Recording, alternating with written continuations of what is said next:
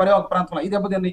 దీంతో పాటు ప్రధానంగా ఉత్తరాంధ్ర కావచ్చు, దీంతో పాటు నెల్లూరు పరివాహక ప్రాంతంలో ఉండేటువంటి ఆక్వాకల్చర్ పూర్తిగా దెబ్బతిందండి వీళ్ళు తీసుకున్నటువంటి అనాలోచిత నిర్ణయాల వల్ల. నేనేమంటానంటే ప్రాజెక్టుల గురించి తెలుసుకోవాల్సినటువంటి విషయం ఉందండి. అంబటి రాంబాబు అనేటువంటి వ్యక్తి ఆ రోజు మరి ఇరిగేషన్ శాఖ మంత్రిగా ఉన్నప్పుడు ఆ ప్రాజెక్ట్ నాకు అసలు అర్థమే కాలేదంటే ఎవరికి ఏ మంత్రికి ప్రాజెక్ట్ అర్థం కాదండి. అధికారులు నిపుణులు ఉంటారు కదా, నిపుణులు ఉంటారు, అధికారులు ఉంటారు, ఐఏఎస్లు ఉంటారు, దానికి సంబంధించినటువంటి అధికారులు వారి సమక్షంలో. ఒకటండి, ఈ త్రాగునీటి సాగునీటి ప్రాజెక్ట్ లో పనిచేసినటువంటి చీఫ్ ఇంజనీర్లు ఉంటారండి, వాళ్ళు రిటైర్ అయి ఉంటారు. వాళ్ళని దగ్గరికి తీసుకోవాలి. ఏమండి, ఈ ప్రాజెక్ట్ కు సంబంధించినటువంటి డిపిఆర్లు ఈ విధంగా ఉన్నాయి, ఈ ప్రాజెక్ట్ కు సంబంధించినటువంటి అంచనాలు ఈ విధంగా ఉన్నాయి, ఈ ఎప్పట్లో మనం పూర్తి చేస్తాం, ప్రజలకు ఎప్పుడు ఈ తాగునీరు సాగునీరు అందిస్తాం అనేది ఒక అవగాహన కలిగి ఉండాలండి. అంతేగాని ఎవడో 9వ తరగతి చదువుకున్న మీరు సలహాదారుగా పెట్టుకొని సలహాదారు కింద ఇంకో సలహాదారుని పెట్టుకొని రాష్ట్ర ప్రజల బేగ్ తినేశారు తప్పితే ఈ రాష్ట్రానికి మీ వల్ల ఒరిగింది ఏమీ లేదు. రైట్, మళ్ళీ వస్తున్నాం. మనతోటి జనసేన పార్టీ నుంచి సీనియర్ నాయకులు తాతశెట్టి నాగేంద్ర గారు ఉన్నారు. నాగేంద్ర గారు, గుడ్ మార్నింగ్ అండి. బ్రహ్మనాయుడు గారు, గుడ్ మార్నింగ్ సార్. సో ఒక రాయలసీమ వాసిగా మీరు పోలవరం ఎప్పుడు పూర్తవుతుంది, సో రాయలసీమని రతనాలసీమగా మార్చాలని ఎంతోమంది నాయకులు ప్రయత్నాలు చేసినప్పటికీ కూడా ఆ ప్రయత్నం అయితే ముందుకు పోలేదు అనే చెప్పుకోవాలి. సాగునీటి ప్రాజెక్టులు ఎక్కడికక్కడ అలాగే ఆగిపోయిన పరిస్థితి. ఇప్పటికీ కూడా రాయలసీమలో అనేక వేల ఎకరాలకు నీరు అందనటువంటి పరిస్థితి. సో పోలవరం పూర్తయితే రాయలసీమ రతనాలసీమగా మారుతుందా? పోలవరాన్ని అమరావతిని తూట్లు పొడిచింది ఎవరు? బ్రహ్మనాయుడు గారు, ముందుగా మీకు, మీ ద్వారా ప్రైమ్ 9 వీక్షకులకు, ప్యానల్లో ఉన్న సోదరులు కిరణ్, చాలా రోజుల తర్వాత సాహెబ్ గారు, అలాగే మా కారు మంచి రమేష్ అన్న, అంటే మేము గెలిచిన ఏకైక సర్పంచ్, గతంలో వాళ్ళ పార్టీలో వాళ్ళని ఎదిరించి పోరాడి మా సోదరి కారు మంచి సంయుక్త సార్ మైసూరు వారిపల్లి అన్న. పాపం అన్ని మంచి విషయాలే చెప్పాలంటే నేను ఎందుకు ఆ విషయం చెప్పినానంటే 2 సంవత్సరాలు సర్పంచ్గా నన్ను ఆమె అన్నా మనం ఏం చేయలేకపోతున్నాం, గ్రామం అంతా ఇటువంటి పరిస్థితుల్లో, జగన్ గారి ఈ విధమైనటువంటి ప్రభుత్వంలో, ఇటువంటి పోలీసులు, ఇటువంటి పరిస్థితుల్లో గ్రామం ఏకంగా నిలబడి పట్టించుకోవాలని సర్పంచ్ మనం గెలిస్తే ఏంటన్నా మనం ఏం చేయలేకపోతున్నాం అంటే, మనం చేసిన పరిస్థితి ఏంటంటే ఆ రోజు పవన్ కళ్యాణ్ గారి దగ్గర ఒక పంచాయతీలో కూర్చోబెడితే ఆమె దగ్గర ఆమె యొక్క వేదనను వినిపిస్తున్నాం. ఇది అంటే ఈరోజు గుర్తు పెట్టుకునే నాయకుడు ఈరోజు 3.5 కోట్లతో జస్ట్ ఆమె విలేజ్ మైసూరు వారిపల్లి విలేజ్ 3.5 కోట్లతో, అంటే 112 పంచాయతీల్లో ఆదర్శవంతంగా ఇట్లుండాలి పంచాయతీ అని చెప్పి అక్కడ మొదటి గ్రామ సభ జరిపి జరుగుతున్నది. అంటే 2 సంవత్సరాలు, 1 సంవత్సరం మాకేం డబ్బీ లేదు, మాకెవరు ఏం చేయలేదని ఏడుస్తూ కూర్చోలా. ఎట్లుంది ప్రయత్నం అని చెప్పి ఆ రోజు ఏమి అంటే తన నాయకుడికి చెప్పుకుంటే, ఈ రోజు వచ్చిన తర్వాత ఆయన వచ్చి ఇలా నా సోదరు అడిగింది కదా ఏమో అని చెప్పి ఈరోజు యుద్ధ ప్రాతిపదికన 3 కోట్ల రూపాయలతో ఆ చిన్న పంచాయతీలో మొత్తం ఏమున్నాయో school, ground, water, under drainage, అంటే హాస్పిటల్ మొత్తం, అంటే మోడల్ గా ఎట్లుండాలి అని చెప్పి పనులు జరుగుతున్నాయి. నేను ఇరిగేషన్ శాఖ అనేది ఇందాక సోదరులు అందరూ మాట్లాడారు. నేను ఏ ఉద్దేశంతో దయచేసి నేనేం చెప్తున్నానంటే, కిరణ్ గారు మాట్లాడినా, సాహెబ్ గారు మాట్లాడినా, రమేష్ సోదరుడు మాట్లాడినా, నేను మాట్లాడినా, పని పూర్తయితే అది మీకు క్రెడిట్, నాకు క్రెడిట్ అని కాదు, రాష్ట్రానికి కదండి. ఆ ఫలితం ఎవరికండి? మనందరికి కదా. మనం అట్ట కదా ఆలోచించాలి. గత 5 సంవత్సరాల్లో ఇరిగేషన్ శాఖ పేరు మార్చి ఉండాల్సింది మీరు, ఇరిటేషన్ శాఖ మంత్రులు అని ఎవరు చెప్పారు? ఇప్పుడు మీరు రమేష్ సోదరుడు, నేను ఆయన స్వాగతిస్తున్నా. మీరు కేంద్రం నుంచి నిధులు వాటి గురించి డీటెయిల్స్ తీసుకొచ్చి చెప్పారు.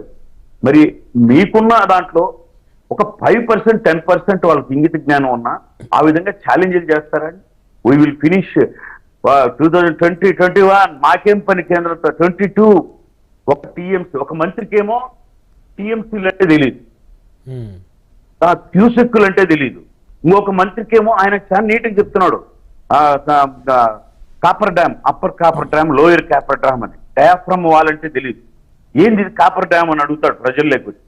ఇప్పుడే మేమందరం ఈ రాజకీయాలన్నీ పుడతానని నేర్చుకున్నాము. బ్రహ్మనాయుడు మనందరం ఇరిగేషన్ మీద ఉందంటే ఎంత చిత్తశుద్ధితో మనం ఏ విధంగా నష్టపోతున్నాం అడగాలని కదా ప్రిపేర్ అయ్యి వచ్చాం అందరం. అవును. మరి ఏం మంత్రి ఇస్తానే నువ్వు వాళ్ళిద్దరు మాట్లాడితే అసెంబ్లీలో ఇరిటేషన్ తప్ప ఏమైనా ఉండిందా? ఆయన ఒక టీఎంసీ జొల్లు, ఈయన ఒక 2 టీఎంసీలు జొల్లు గారిచిపోయారు కానీ ఒక చుక్క నీళ్లు తెచ్చారండి? నేను అడుగుతున్నా, మీరు అంటే వాస్తవికత దృక్పథంతో మాట్లాడాలి కదా. ఇప్పుడు లేడా అని ఎలా మనం ఎత్తి వాళ్ళు శాసనసభలో లేరుగా, చట్టసభలో లేరు కదా. అఫ్కోర్స్ లేదు. వాళ్ళు గేట్లు తగలని అని ఏ గేట్ల వెనకలో దాక్కున్నారు వాళ్ళ ఇంట్లో వాళ్ళ గేట్ తీయడం లే బయటికి పోవడానికి. ఎందుకు బాబు నాయన ప్రజలంతా వస్తారు గమనండి. నేనేం చెప్తున్నానంటే ఈ విషయాల్లో మనం అంటే చిత్తశుద్ధితో కన్స్ట్రక్టివ్ గా, అంటే ఈ పంచాయతీ విషయం కూడా ఎందుకు చెప్పినట్టే మీరు వాస్తవాలతో చిత్తశుద్ధితో పనిచేస్తే రమేష్ అన్న ఓకే, నేను కాదన్న ఆయన డిఫెండ్ చేసుకోవాలి. రమేష్ గారిది మైసూరవారపల్లి కాదు సర్పంచ్ మైసూరవారపల్లి. ఆయన కారు మంచి ఇంటి పేరు అంటే ఓకే ఓకే ఓకే రమేష్ గారి గురించి చెప్తున్నారండి మీరు అనుకుంటాను. లేదు, నేను మా ఊర్లో మా సోదరి జనసేన సర్పంచ్, కడప జిల్లాలో జగన్మోహన్ రెడ్డి ఉన్నప్పుడు స్థానిక ఎన్నికల్లో గెలిచిన ఏకైక సర్పంచ్ ఆమె. 1.5 సంవత్సరం మనం ఏంటి పరిస్థితి, ఆయన ఏం చెప్పింది తెలుసా? ఆమె వేదన. ఆమె డిగ్రీ లేదు, చదవకపోయినా ఆమె ఏం చెప్పిందంటే, సార్ నాకు శనివారం రోజు ఫోన్ వచ్చింది, మీకు ఈ అండర్ గ్రౌండ్ ఈ వాటర్ వీటికన్నిటికీ మీరు డబ్బులు తీసుకెళ్ళండి, 14-15 ఫైనాన్స్ అని చెప్పి మెసేజ్ వచ్చింది. శనివారం మరుసటి రోజు ఏంటి సార్? ఆదివారం. సోమవారం వెళితే మీ డబ్బులు అయిపోయినాయండి, ప్రభుత్వం వాడేసింది, ఫలానా పనులు కొని ఒక మెసేజ్. పంచాయతీ నిధులు ఇంక తెలీదు అంటే ఇది అట్లా చెప్పింది ఆమె. నాకు పంచాయతీ నిధులు వచ్చాయని చెప్పింది ఈ గవర్నమెంట్ శనివారం రోజు, సోమవారం పోతే అయిపోయిందని చెప్పింది అన్నయ్య అని చెప్పి మాట్లాడితే ఆమె పంచాయతీకి 3 కోట్ల నిధులు వచ్చినాయి సార్. డైరెక్ట్ ఉప ముఖ్యమంత్రి గారు విచ్చేసి గ్రామ సభ చేసి ఆ గ్రామ సభలో హాస్పిటల్ కానీ ఎవ్రీథింగ్, ముఖ్యంగా వాటర్, అండర్ డ్రైనేజ్, సిమెంట్ రోడ్లు, అంటే అది మరొక మోడల్ పంచాయతీగా ఉండాలి. ప్రతి ఒక్కరూ వాళ్ళ పంచాయతీలో ఇట్లా కష్టపడి ఈ విధంగా, అంటే మనం ఈ విధంగా అనే దానికి ఒక ప్రేరణగా తీసుకురావడానికి ఆయన ఆ సోదరి ఆ రోజు అడిగింది కదా 2 సంవత్సరాల ముందు అని చెప్పింది. నేనేమంటున్నానంటే ఈ కన్స్ట్రక్టివిటీ మీకు ఎక్కడుందండి? ఇప్పుడు మా రాయలసీమలో ఇందాక మా సోదరుడు చెప్పాడు హంద్రీనీవా వెలుగొండ అని, దాన్ని ఏం చెప్పారు తెలుసా? రాజశేఖర రెడ్డి గారు ఏం చెప్పారు? నా మానసిక పుత్రికలో అని చెప్పారు. చూడండి మీరు, మరి ఆయన పుత్రికలు బాగున్నారు అంటే ఇప్పుడు బాగలేరు అనుకో, ఈయన జగన్ గారు వచ్చినాక ఆయన వాళ్ళు కూడా మనశ్శాంతిగా లేరు. నా మానసిక పుత్రికలు అన్నాడు. ఆ పుత్రికలు మాత్రమే డెవలప్ అయ్యారు కానీ అవి అట్లే ఉన్నాయి కదా సార్. అంటే మనం అంటే నేనేమంటున్నానంటే ఇంత టీఎంసీలకి నీళ్లు ఇస్తాం, జగన్మోహన్ రెడ్డి గారు ఇరిగేషన్ శాఖలో ఆయన గురించి నేను అడగాలనుకుంటున్నా. బయటకి నేను పోను, నా జిల్లాలో నేను అడుగుతా. మీరు ఇక్కడికి వచ్చారు పాదయాత్రలో, బద్వేలి లేదా పెనగలూరు మండలం మా నియోజకవర్గంలో నిలబడుకున్నారు. అక్కడ నిలబడి ఆయన బహిరంగంగా ప్రజలకు చెప్పారు, ఇక్కడ ఉన్నటువంటి సోమశిల బ్యాక్ వాటర్ లో 1 లేదా 1.5 టీఎంసీ నీళ్లు ఇస్తే ఈ చుట్టుపక్కల అంతా నేను సస్యశ్యామలం చేస్తానన్నాడు. చాలా చిన్నది, ఒక చిన్న లిఫ్ట్ ఇరిగేషన్, సొంత జిల్లా ఎందుకు చేయలేదండి?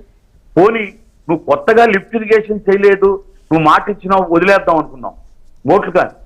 ఇది అన్నమయ్య ప్రాజెక్టు సార్, ఆ పింఛా నుంచి వచ్చి అన్నమయ్య ప్రాజెక్టు వాటర్ ఆ లష్కర్ ఏడుస్తూ అయ్యా ఇంకో కొద్దిసేపు ఉంటే తెగిపోతుంది, నా మాట వినండి అంటే వీళ్ళ ఇసుక డంపుల కోసం ఉన్నటువంటి ఏర్పరిచిన ర్యాంపులు ఆ మిషనరీ కోసం వాళ్ళు వెయిట్ చేయించి ఆ లష్కర్ కన్నీళ్లు తాకి ఫోన్లు చేసి అందరు చచ్చిపోతారు వెళ్ళిపోండి అని 10 ఫోన్లు చేస్తే ఊరంతా బతికారు. అప్పటికి 28 మంది చనిపోయారు, వేల కొద్ది పశువులు. ఆ పింఛ దగ్గర అన్నమయ్య డ్యామ్ దిగింది. ఓకే, నేను అది ప్రకృతి విపరీతం, ఇంకా మనం వివాదాలకు వద్దు. మీరు ముఖ్యమంత్రిగా వచ్చారు అక్కడికి, ఇప్పటికి ఏం జరిగిందంటే ఆ ప్రాజెక్టు 2.5 సంవత్సరాలు మీరు ముఖ్యమంత్రిగా ఉన్నారు. దాని జరిగిన తర్వాత 2 సార్లు జనసేన పార్టీ నాదెండ్ల మనోహర్ గారు, మంత్రి గారు, పవన్ కళ్యాణ్ గారు ఇప్పుడు మొన్న కూడా విజిట్ చేశారు. మీరు యుద్ధ ప్రాతిపదికన ఇళ్ళు అన్నారు, అక్కడ ఉన్న ఎస్సీలకు ఫౌండేషన్ ఆగిపోయింది. ఇప్పుడు కలెక్టర్ గారికి పిలిచి ముందు వాళ్ళను ఈ పునరావాస కేంద్రం నుంచి మార్చమని అడుగుతున్నారంటే మీ సొంత జిల్లాలో, జగన్మోహన్ రెడ్డి గారి సొంత జిల్లాలో అన్నమయ్య ప్రాజెక్టులో ఇప్పుడు కూడా 11 గెలిస్తే 11లో రాజంపేటను గెలిపించారు. అటువంటి అన్నమయ్య జిల్లాలో ఉన్నటువంటి సొంత జిల్లాలో ప్రాజెక్టు కోసం మీరు ఏ నిర్ణయం తీసుకుంటారు? అయ్యో ఇంతమంది చనిపోయారు, ఇన్ని పశువులు పళ్ళిపోయాయి, ఇండ్లు లేదే అని చెప్పి మీరు మూమెంట్ ఇలా. ఇదే విధంగా ఈ ఇరిగేషన్ శాఖలో మీరు తెలియని వాళ్ళని తెచ్చిపెట్టారు, కనీస పరిజ్ఞానం లేని వాళ్ళని. టీఎంసీ అంటే తెలియకపోతే ఆయన ఇరిగేషన్ శాఖ నాగేంద్ర గారు ఇప్పుడు ఇందాక వైఎస్ఆర్సీపీలో పనిచేసినటువంటి నీటిపారుదల శాఖ పనిచేసినటువంటి మంత్రులు ఎవరైతే అనిల్ కుమార్ యాదవ్ గారు, అంబటి రాంబాబు గారు ఉన్నారో, సో వారు చెప్పిన టైంకి చేయలేకపోయారు. సో అఫ్కోర్స్ రాంబాబు గారు టైం చెప్పలేదు అనుకోండి. మరి దేవినేని ఉమామహేశ్వరరావు గారు చాలా స్పష్టంగా అసెంబ్లీలో ఆయన కూడా ఏ విధంగా పూర్తి చేస్తాం, ఏ టైం పూర్తి అవుతాం ఆయన కూడా చెప్పారు. మరి ఆయన గురించి విమర్శించరా? ఓన్లీ ఆయన ఏం చెప్తాడు? విమర్శించడే కాదు, ఆయన మాట్లాడుతాడు. రమేష్ అన్న ఏం చెప్తాడు చూద్దామని ఆయనకి యాంగ్జైటీగా ఉంది. నేనేం చెప్తున్నానంటే ఆయన వేహి 80 టీఎంసీ అనేది కొనసాగుతూ ఉంది. ప్రాజెక్టు పనులను ఫండింగ్ ఇస్తూనే నేను పట్టిసీమని ఇస్తాను అన్నాడు. నా శాఖలో పట్టిసీమని తీసుకొస్తాను అన్నాడు. పట్టిసీమ అనేది వచ్చింది కదా సార్, వాటర్ వచ్చాయి కదా. అంటే నేను కుప్పంలో లాగా ట్యాంకర్లతో నీళ్లు వెళ్ళి సెట్టింగ్ చేసి చూపించలేదు కదా ఆయన. అంటే జాతికి అంకితం చేశారు మళ్ళా దాన్ని. అంటే ఇక్కడి నుంచి ట్యాంకర్లతో తీసుకెళ్లి కుప్పంలో మీరు తెలిసిన ఆడ ప్రాజెక్ట్ తిరిగేసి ఆడ నీళ్లు పోసి ట్యాంకర్తో జాతికి అంకితం చేశాడు. అంటే ఆడ ప్రారంభించకుండానే నీళ్లు రాకుండానే జాతికి అంకితం చేశాడు. బట్ ఇక్కడ మీరు నేను వాస్తవికత అంటే ఓకే వాళ్ళు కంప్లీట్ చేసినారా అనే దానికి నేను పోవడం లేదు. పట్టిసీమ అనేది వచ్చి ఇక్కడ కొన్ని వేల లక్షల ఎకరాలకు నీళ్ళు అయితే వచ్చాయి కదా, వాటర్ అయితే వస్తున్నాయి కదా. అది అంటే నేను అనేది చెప్పిన దాంట్లో వాస్తవికత కంప్లీట్ చేశాను అని చెప్పుకోగలడానికి తెలుగుదేశం గారికి కావచ్చు, చంద్రబాబు నాయుడు గారికి కావచ్చు, అంటే మేము ఈ సస్యశ్యామలంగా అని కాదు, ఈ ఖరీఫ్కో ఈ రబీకో మేము పట్టిసీమ నీళ్లు ఇస్తున్నాము అని చెప్పారు. ఆ నీళ్లు అందినాయి అని ఇప్పుడు వాళ్ళు బల్లగుద్ది చెప్తున్నారు కదా, ఇకైతే లేదు కదా అంటున్నా నేను. ఓకే కంక్లూజన్ తీసుకున్న సమయం తక్కువ ఉంది.